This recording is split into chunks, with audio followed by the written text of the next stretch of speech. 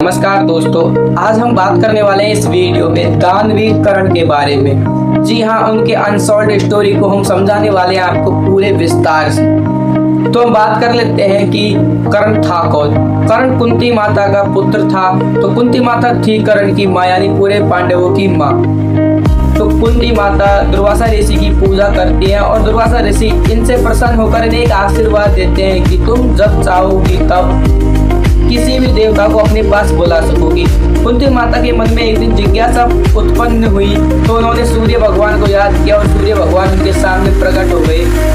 तब सूर्य भगवान ने उन्हें एक आशीर्वाद दिया कि तुम एक बच्चे को जन्म दोगी। वो इतना सुंदर होगा और इतना शक्तिशाली होगा और इतना तेजस्वी होगा कि लोग उसके बारे में कल्पना भी नहीं कर सकते। तो जब कुंती माता कंवारी थी तो कंवारीपन में उन्होंने कर्ण को जन्म दिया और उनके जैसे कर्ण को जन्म दिया तो उनके हाथों में दिया तो उनके साथ कुंडल और कवच दोनों ही थे। लेकिन कुंती माता ने सोचा कि मैं अभी कंवारी हूँ और अभी यदि बच्चे के साथ कहीं जाऊंगी तो लोग मेरे बारे में क्या क्या सोचेंगे। इसीलिए कुंती माता ने अपने बच्चे को उठाकर एक टोकरे में रखा और एक नदी में छोड़ दिया। तो वो नदी से बहता बहता टोकरी एक दूसरे स्थान पे जा पहुंची, जहाँ पर एक पति और पत्नी जो कि सूत थे, तो वो वहाँ पर काम कर रहे थे, नाव चला रहे थे। तो उन्हें वो पुत्र मिल गया। तब उन्होंने उस पुत्र को उठा लिया और उनको पालना पोसा। तो उस माता का नाम था राधा। इसीलिए हम कर्ण को सूत पुत्र राधे के नाम से भी जाना जाता है। अब बात करते हैं कर्ण की। तो कर्ण ने जो अपनी शिक्षा थी वो गुरुओं के पास जाकर ली, लेकिन कोई गुरु ने, द्रोणाचार्य गुरु थे, उन्होंने मना कर दिया। उन्हें कहा कि तुम सूत पुत्र हो, मैं सिर्फ क्षत्रियों को ही शिक्षा प्राप्त करवाता हूँ। इसीलिए वह परशुराम के पास गए और परशुराम के पास जाकर उन्होंने बोला कि मैं ब्राह्मण हूँ और आप मुझे धनुर्विद्या सिखा दीजिए। धनुर्विद्या तो कर्ण ने सीख ली थी, लेकिन सबसे बड़ा फैक्ट यहीं पर आता है कि जब परशुराम को पता चलता है कि कर्ण कोई ब्राह्मण नहीं एक सूत पुत्र है, तो जो परशुराम थे उन्होंने उन्हें एक शराप दे दिया कि जिस वक्त तुम्हें मेरी शक्तियों की ज्यादा जरूरत रहेगी उसी समय तुम अपनी शक्तियों को खो दोगे, यानी कि भूल जाओगे। तो फिर धीरे धीरे चलता रहा।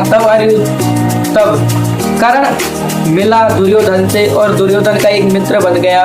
जब कर्ण और अर्जुन में युद्ध हुआ तब कर्ण ने अपनी सारी शक्तियों को खो दिया और जब एक शराप मिला था कर्ण को कि कर्ण को एक शराप मिला था, तुम जब भी मुसीबत में होगे तो तुम्हारे रथ के पहिए को जमीन धंस जाएगी, यानी जमीन निकलेगी। तब ऐसा ही हुआ जब कर्ण का रथ का पहिया जमीन में धंस गया और अर्जुन ने आकर उसे मार दिया। तब कर्ण के साथ श्री भगवान कृष्ण भी थे, तब मार दिया था। लेकिन उससे पहले जो भी हुआ उसको मैं आपको बताता हूँ।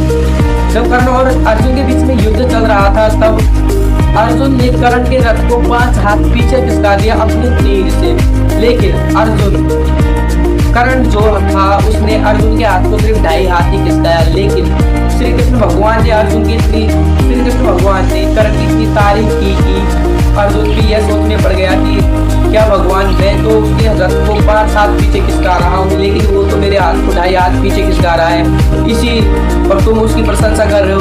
तब श्री कृष्ण भगवान कहते हैं उसे, ये मूर्ख, तुम्हारे रथ पर हनुमान जी बैठे हुए हैं और मैं तीनों लोगों का भार लेकर बैठा हुआ हूँ, लेकिन फिर भी कर्ण तुम्हारे रथ को 2.5 हाथ पीछे खिसका दे रहा है, तो सोचो वो कितना बड़ा महान योद्धा है। इसीलिए कहते हैं भाई, कर्ण की पुरानी जो पिछली बुराइयां थी वो आगे आ गई, इसीलिए उन्हें मृत्यु का सामना करना पड़ा। लेकिन कृष्ण भगवान ने उन्हें मरते मरते एक दान मांगा कि तुम्हारे मुंह में जो ये सोने का दांत है मुझे ये दे दो। तो कर्ण ने एक बार भी बिना सोचे वहां पर एक पत्थर पड़ा था, उसे अपना दांत तोड़ा और लेकर कृष्ण भगवान को दे दिया। तो कृष्ण भगवान ने कहा, वाह रे कर्ण वाह, मैं तुम्हारी वीरता के क्या गुण गाऊं। और इसी के साथ कर्ण का देहांत हो गया। तो आप लोग बताएं कमेंट करके कि कर्ण अच्छा था या बुरा था। बाय द वे, और वीडियो चाहिए कर्ण के बारे में तो कमेंट करके जरूर बता देना। सब्सक्राइब कर देना हमारे चैनल को, नए हो तो लाइक कर देना वीडियो को। राम राम।